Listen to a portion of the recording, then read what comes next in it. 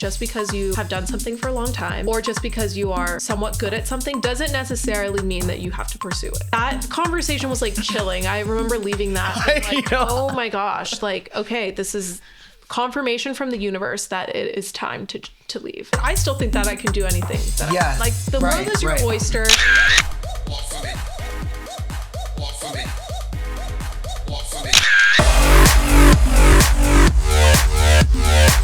Literal supermodel, dancer, queen, icon, one of my best friends. Can you tell the world a little bit more about you? Yeah, so my name is Maureen Tang. I'm a model. I wouldn't consider myself a supermodel. I think maybe I'll get there one day. Okay, because what constitutes supermodel versus model? You know, I feel like that doesn't have a strict definition. Mm-hmm. And it's open to interpretation and debate, because I feel like even today, some people that like the media may deem a supermodel, you know, some people would disagree with it. I feel like, especially when you think back to like the 90s and the 2000s, I feel like the idea of a supermodel was very different from what it is today. So I try not to hold that term like too lightly or loosely. Because not let it weigh you down or be like no, I just don't think that like I would label myself that until I get to a certain caliber. Because I do think that like it holds a lot of weight, and I wouldn't want to like discredit all of the hard work that like other people have put in to be able to earn that. Understood. How did we meet? Like, you're one of my like best friends, like especially out here in Los Angeles. We talk about how like I feel like we've grown together so much in the past few years, and I'm so grateful to have you, and I feel like we're basically like cousins. Yeah. I'm so grateful for our friendship, and I really do see you as like a family member more than like a friend. I just feel like I can connect to you on such a deep, intimate level that goes beyond friendship. So yeah, I second that whole like family aspect of our relationship. But I actually don't know exactly when was the first time that we met. I definitely knew of you. I definitely thought you were really cool, and you ran in a circle of like very like cool dancers and like bosses. And I would say one of our main differences, right, is like maybe I'm come across as more of an extrovert. Oh yeah, and for you're sure. more of an introvert. And I always thought that this was really fascinating about you, because you're like, everyone likes to say like, I'm an extroverted introvert or introverted extrovert, amnivert, blah, blah, blah, blah, blah, blah, blah. So I would use the label extroverted introvert. I feel like when I want to be social, I can, but it's not what I gravitate towards. I really like alone time. I really like small, intimate settings. I really like deep conversations. I don't really like small talk with like strangers. And that's why I feel like I have such a small circle of friends. I definitely value like quality over quantity. But I think it's just like my nature. I just like to protect my energy, and the people in my inner circle, I feel like I hold to a very high standard. I feel like also because growing up, I never really had a set group of friends. You know, like a lot of people have like their go-to clique, their squad. Right. I never really had that. Like I had friends in a lot of different social circles, and I feel like I've always kind of been that way, where I don't have a go-to friend group. And sometimes I envy that a little bit. But at the same time, I think it brings so much value in my life to have people from different walks of life and different circles and also different contexts, because I think that one friend can serve like one purpose while another friend can serve another. Like you could have a friend that you just like go out and have fun with, but you can have another friend where it's like, if something gets really tough in your life and you need someone to talk to, like that's the person that you go to. I don't think that like one friend needs to check all of the boxes in your life. Because I can definitely relate to that in terms of, I feel like I had a group in middle school and high school, but there was still a part of me that always felt a little bit on the outs. Whether it was because I was like, you know, Asian or like secretly gay or Asian. Slasian, Gaysian. I'm Joella, and I'm the Slasian diva of Los Angeles. Number one ally here, Maureen Tang. But yeah, like I think about that sometimes, where it's like I feel like I wanted to be friends with a lot of people, and at the same time I did not necessarily feel like I fit in with any one specific group, basically ever. You're very disciplined, and you're like, not to use the term boss lady, but you're like a boss. Like you're a planner. Is that safe to say? Oh yeah, I'm a planner, but also not in like a I have a 10-year plan kind of planner. Yes, you know. Yes, but in terms of how you time your days, like I feel like you're very like pro structure. Would you say which is crazy because in the career and industry that I'm in now, it's like no structure. But it's like using my structured mindset and skills that I've learned from my higher education and being in the corporate world and applying that to a world of like spontaneity and creativity and never knowing when my next job will be, never knowing what my day will look like. How do you do that? I feel like my upbringing plays a big role in like my time management and my adaptability. I think that being a dancer has helped in so many different aspects of my life. Yeah. Specifically when it comes to like being very disciplined. I would also say that my work ethic stems from seeing how hard my mom had to hustle to make life work for us. So I feel like because of my upbringing, it kind of just made me into this structured, disciplined person that I am today. I had a really interesting like family dynamic. Like my parents were never legally divorced. Like to this day, they're still legally married, but for the majority of my life, they haven't really been together. And like my dad has been absent for most of my life. So my mom basically worked a ton of different jobs to be able to keep a roof over our heads for me and my two older brothers. Wow. And it was just very admirable to be able to see my mom work that hard. And I feel like oftentimes when I think about the struggles that I had growing up, it really just made me such a stronger person. And I feel like I often get asked like, oh, how do you stay like so optimistic? Or like, how are you so confident? I feel like it all just stems from those things that I faced growing up that weren't easy. As cliche as it sounds, I feel like I always think about it could be worse. Yes, you're very much it could be worse. Like I could have lost my house in the fire, or like it could be so. I just think we're so blessed, and there's so many little things in life that we take for granted, and just like thinking about those things when things are difficult, I think really helps to keep me going. I feel like a lot of dancers are low-key a little bit neurotic, are all perfectionists, because when you're spending like 4 or 5 plus hours a day staring at yourself in the mirror, trying to perfect the form and the technique, I feel like it really does something to your brain, whether good or bad. But in the long run, I definitely think like the benefits that I've gotten from my dance training have helped in so many aspects of life, like outside of dance. I feel like the biggest one is like the work ethic and the discipline, time management. Also, I think dance builds a lot of confidence. I feel like it really teaches me to like turn on when I'm like stepping into a room that maybe there's like really high stakes or I don't really feel the most comfortable in. I feel like dance has really helped me channel like the best version of myself, and like even if it's playing the part and like really faking it till you make it. Like performing, literally. Yes, literally performing. Yes. I feel like I remember, not to jump too far into the future, but like I remember when you auditioned to be a Celtics dancer, and it felt a little bit, it by no means was like a spontaneous decision, but at the time it felt like it was a spontaneous decision because if I remember correctly, like you hadn't really talked about it a lot. I feel like knowing you, that's a little bit part of your process, is like keeping things a little bit sacred to yourself, and not like, there's also the type of person who's like, I'm doing this, I'm about to do this, like I'm trying to do this, I'm trying to make it in this. In the process of things, I don't really like to share too much, just because I really want to focus on being the best possible version of myself. And I feel like oftentimes if you speak on things too early to other people, their projections or their insecurities can affect you. I'm very like a protect your energy type of person. Wow. I think that's like the Pisces in me, and being very emotionally sensitive. I feel like if someone feels a certain way about something that I'm pursuing that may not necessarily be positive, it definitely has like an impact on me. I don't know if I knew that.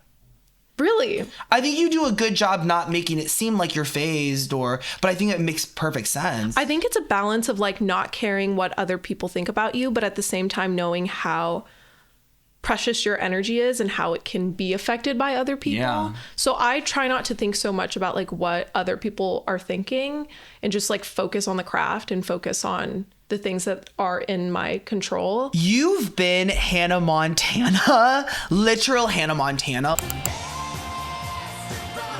Whether it was like day job corporate, going into modeling, or like literally being like a Harvard student and being a Celtics dancer, like I feel like you do have done both.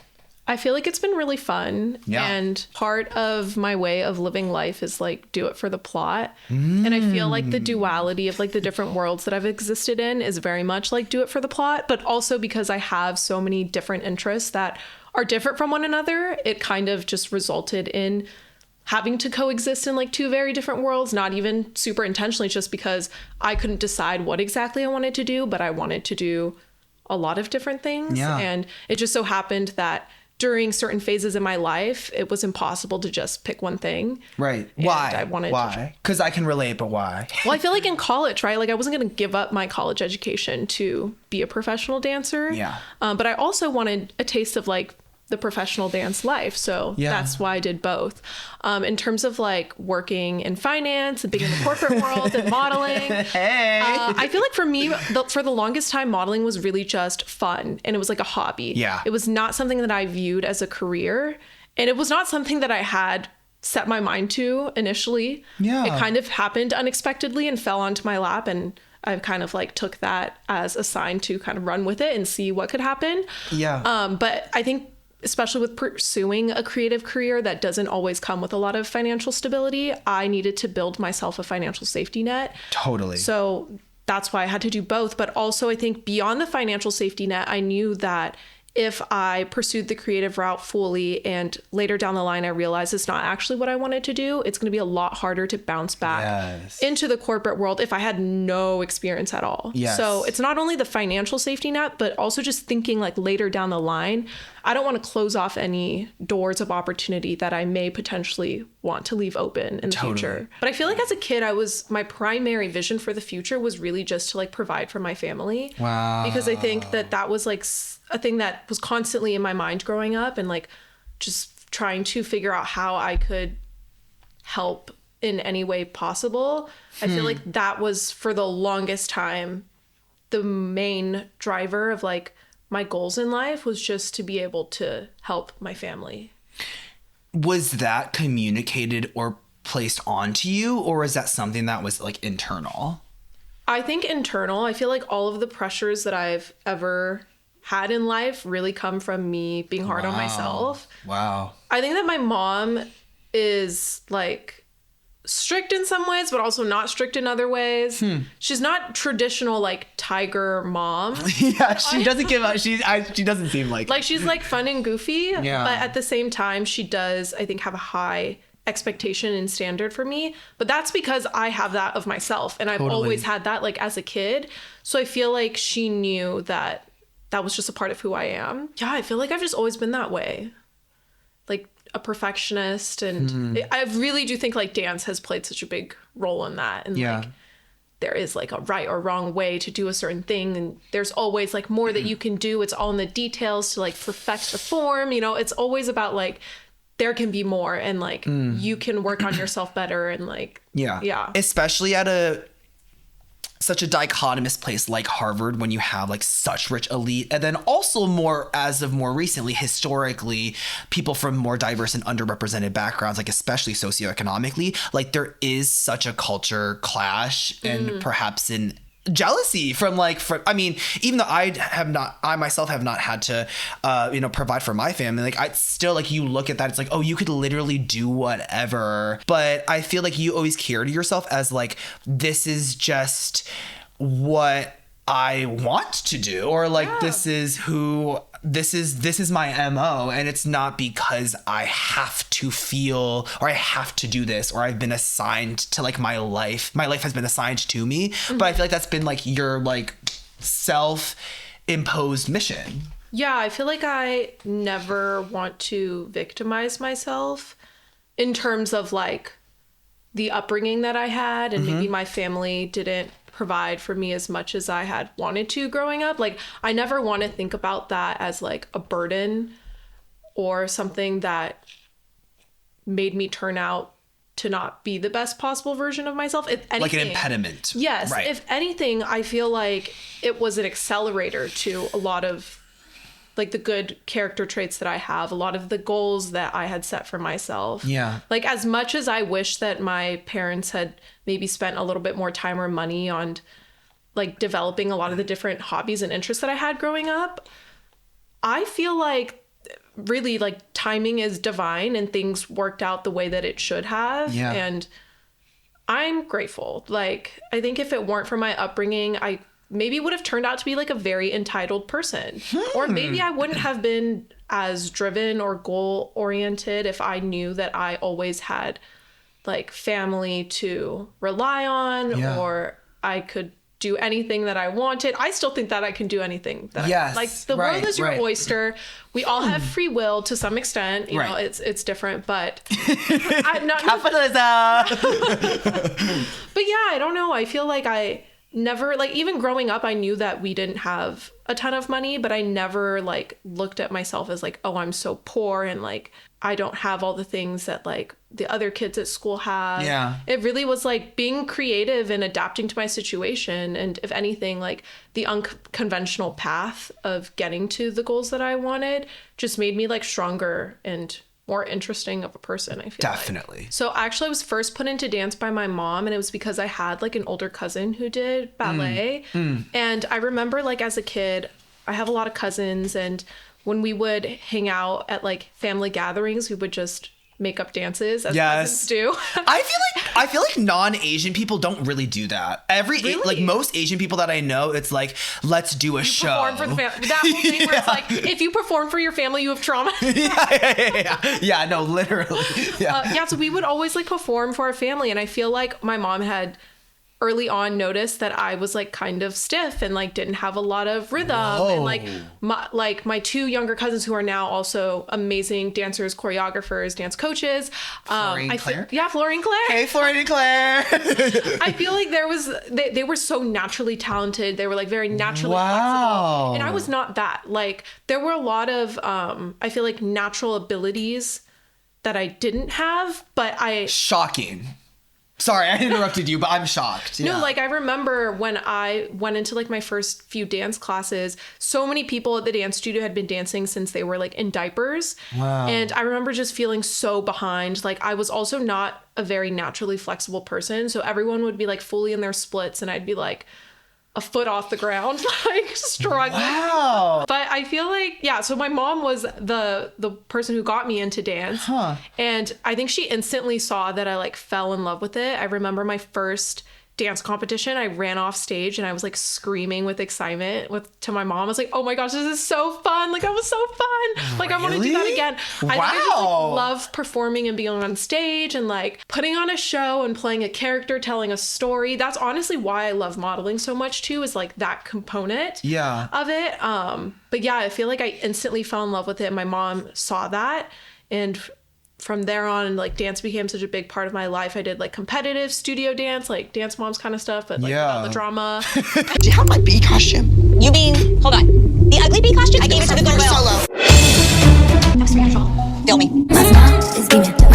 By the way, Christy, Whoville called and they want your nose back. Your mom would not have gotten cast on that show at that time. Thank language God. barrier. Yeah, exactly. Maybe this reboot she'd be on it. They will have to put like subtitles.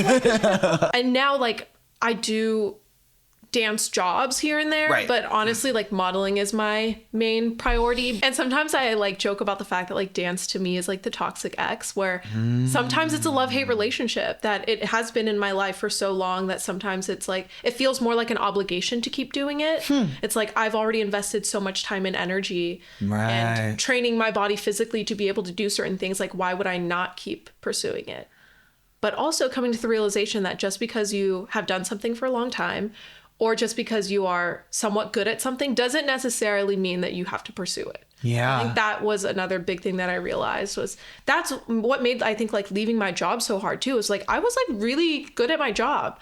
Like not trying to like, you were just like ascending. Like, no, I want to talk about you were like definitionally climbing up the corporate ladder. They were promoting you. Yes. Like I was at Creative Artist Agency first as a finance associate for 2 years, and then they promoted me to director.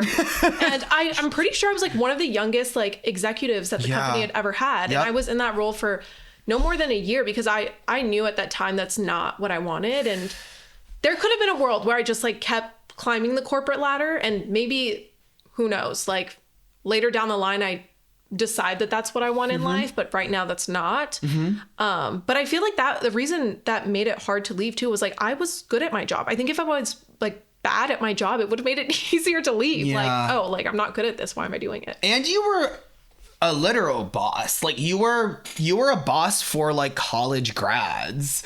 Yeah, which was also really interesting because I think that there wasn't a huge age difference. So it was hard to balance the boundary of like being a authority figure, but also I kind of want to be your friend. Like we can talk about like pop culture and what we did on the weekend without it feeling so distant. You know, when you have like older coworkers and they're like, I went to golf, or like I went to my grandkids' like birthday party. It's like a little harder to relate. Yeah. But it's like when my coworkers and the people that I was managing, they was like, oh yeah, like I went to the farmer's market too, or like talking about, I don't know, Brat Summer, like something like it was just so much more relatable. You've had your eras, and in the intersection of the finance to the like kind of where you are now era, it wasn't an easy thing. Right? Like you were grinding it out as a finance girly for like a while.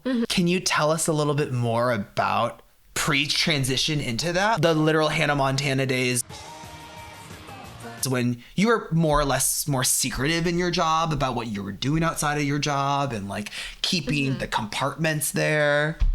Yeah, it's not like I wanted to hide it completely, but I also never wanted to give the impression that I wasn't fully capable and dedicated to my job.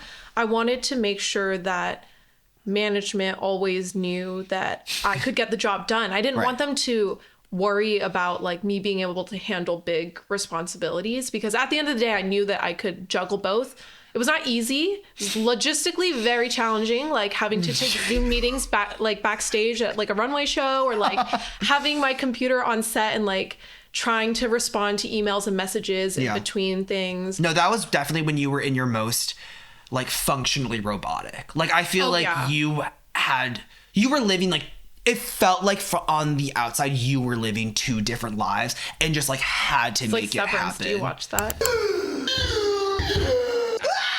So my take on Severance is that I think I will watch it. I'm 50% confident that I will watch it. I just feel like it's kind of boring. The first few episodes is boring, and I know everyone says like it's worth it. I really like the show, but I don't think, knowing your taste, it won't be your favorite show. Right. But I think you will have like a appreciation for it. You were conflicted for a long time about what to do. I would say for like at least 2 years, I was like going back and forth of whether or not to quit my job. But I think I did the right thing. Me too. I mean, everyone has a different journey and different circumstances. I just was not comfortable at the time relying on modeling to make a living. Yeah. I knew I had to prove to myself that I could get to that point before going all in. And I remember, I think it was on one of your episodes, you talked about like not having a plan B. And I think that works for some people. Right. Totally valid way. No, I think that's of going. Yeah, it's like it's a myth. It was the argument that some people made. But I feel like for me, I couldn't just go straight into modeling and be like, if I fail, I fail. And honestly, it goes back to the whole family thing, and specifically my mom. It's like, I know that she sacrificed so much to immigrate here and to give me like an opportunity to pursue my dreams. So if like I fail at what I do, I've not only failed myself, but I've also failed her. And I know she would never view it that way, but like that's how I see it. And that's where my like internal pressure to succeed comes from. With the right agency, I knew I had to be booking enough jobs. Also, big misconception about modeling, I think, is like, the most glamorous jobs are the least lucrative ones. Whoa, really? The less glamorous jobs are often the most lucrative ones. So I feel like coming to that understanding and knowing that in order for me, everyone's journey is different, for me to make modeling a career and to make a living off of it, I had to be able to establish a set of less glamorous jobs that are consistent, make me money.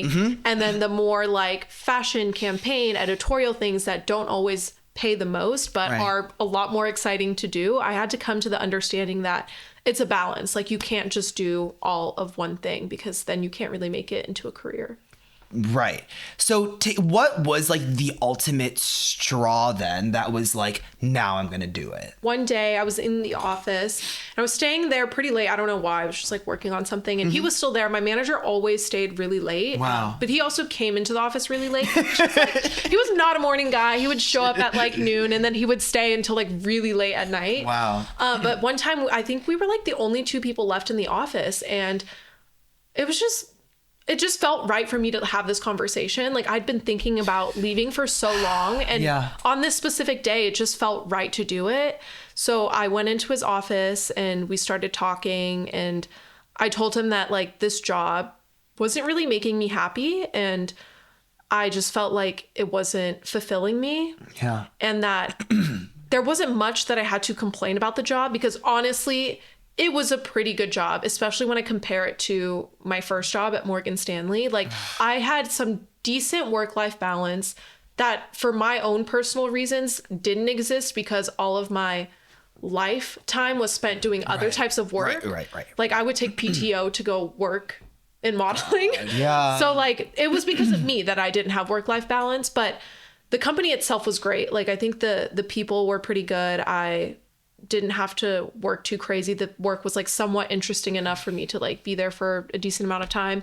But then I started talking about how I wanted to leave and I did not expect him to be so open to talk about his own personal experiences and difficult relationship with the job. And he talked about how he had wanted to leave years ago, but because he kept getting promoted, he kept climbing the corporate ladder, it just made it harder and harder for him to leave because there were just more incentives to stay in terms of not only compensation, but just like getting more responsibility and being in bigger rooms and just all the time that you're like spending felt like it was like going to go to waste if you just left. So he told me, he was like, you should get out of here or you're going to end up like me. And I actually, I'm glad you asked me about this because I totally forgot about this conversation. Yeah. That's crazy that I forgot about it because now thinking back, that was a very crazy moment. And hearing that, I feel like really confirmed to me that like, if I don't take this jump now, like I'm going to end up like him. And years down the line, like I'm going to look back and regret having not taken the chance, having not taken the risk on myself to like really try and pursue things that I wanted, you know? Yeah. But that conversation was like chilling. I remember leaving that like, oh my gosh, like, okay, this is confirmation from the universe that it is time to leave. And he's a real one for that. He is a real one. Let me say, this man has no form of social media. So like, I remember on my last day, he was like, oh yeah, let's keep in contact. Right. And I was like, oh yeah, like what's the best way to contact you? He was like, you have my CAA email. Like no other. That's kind of beautiful. He doesn't have Instagram, Facebook. He doesn't have LinkedIn. Yeah. Wow. Yeah. He was like, you can email me at this email. I was like, word.